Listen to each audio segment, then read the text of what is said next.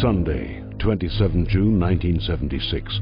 Air France Flight 139 takes off from Tel Aviv for Paris via Athens. 188 passengers and 12 crew are on board. In Athens, another 58 passengers board the plane, including 4 terrorists. Shortly after leaving Athens, the hijackers take control of the cockpit. They redirect the flight to Benghazi, Libya for refueling, and then to Entebbe airport in Uganda. Landing in the middle of the night, the plane full of hostages is met by 3 more terrorists and army troops supplied by Uganda's dictator, the infamous Idi Amin. The hostages are moved to the old, disused airport terminal, where they are kept under armed guard. Meanwhile, the hijackers issue their demands: $5 million ransom and the release of 53 pro-Palestinian militants being held around the world. Their deadline, 2 p.m. on Thursday, 1st of July. Monday, 28 June. Despite frantic diplomatic efforts from Israel, the US and even Egypt, the fate of the hostages is looking grim, and the world holds its breath. Tuesday, 29 June. In a clear echo of the Holocaust, all the Israeli and Jewish hostages are separated from the other passengers. The French captain and crew all choose to remain with the Israeli group in solidarity. Wednesday, 30 June. The hijackers release 47 hostages from the non-Israeli group, who immediately fly back to France, where they are interviewed by Mossad. Thursday, 1st of July, the hijackers' deadline. Israel, which has always refused to negotiate with terrorists, now agrees to begin negotiations. The hijackers extend the deadline to the 4th of July at noon, and they release another group of 101 non-Israeli hostages. 106 hostages are now huddled in the old Entebbe airport terminal. Their families are terrified, fearing for the lives of their loved ones. It is a dreadful time as the whole world watches the drama unfold hour by hour, and Jews around the world are very worried.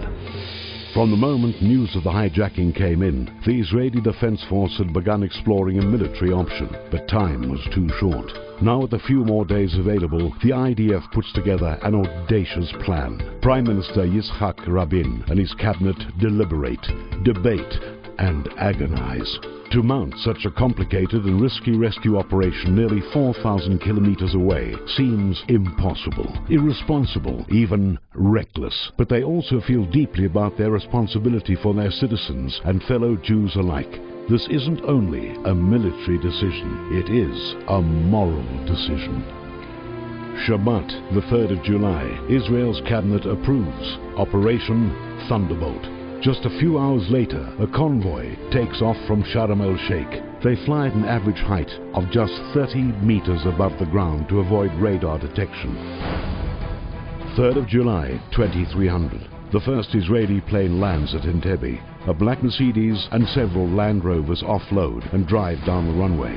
The cars are filled with the assault team of 29 Sayeret Matkal Special Forces commandos, dressed in Ugandan military uniforms. The brazenly brilliant plan is to replicate Idi Amin's own motorcade so the guards will allow them through. At first, it all goes smoothly. Then 2 sentries seem intent on stopping the motorcade. The Israelis open fire. Their cover is blown. The commandos race to the terminal building and burst through the doors, shouting to the hostages, "Get down!" The Israelis open fire, killing all the hijackers and armed guards.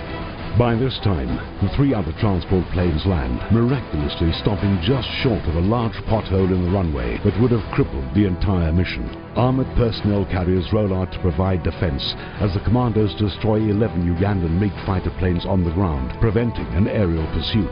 As the hostages leave the building and head for the planes, Ugandan troops open fire from the control tower, killing unit commander Yonatan Netanyahu, brother of current Israeli Prime Minister Benjamin Netanyahu. The Ugandans are quickly neutralized. Finally, with all the survivors safely aboard, the planes take off.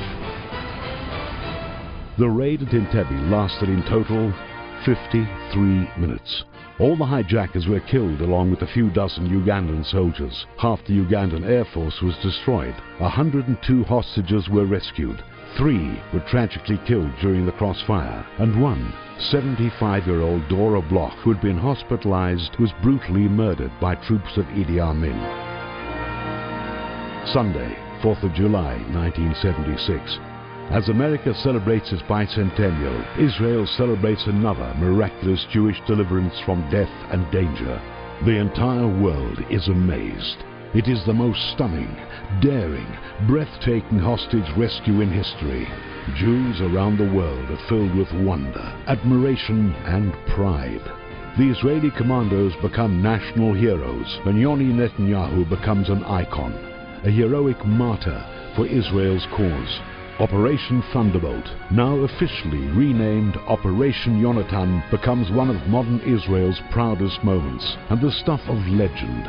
3 Hollywood movies are produced to tell the incredible tale of how Israel succeeded against such overwhelming odds. But Operation Yonatan is more than just a celebration of Jewish intelligence and chutzpah. It is an inspirational testimony to the courage and determination of the IDF and to Israel's leaders who fulfilled the Jewish principle of Kol Yisrael, Arevim Ze Bazeh. All of Israel is responsible for one another. And as the triumphant soldiers themselves acknowledged, it is a tribute to the unmistakable hand of God in the historic, remarkable rescue at Entebbe.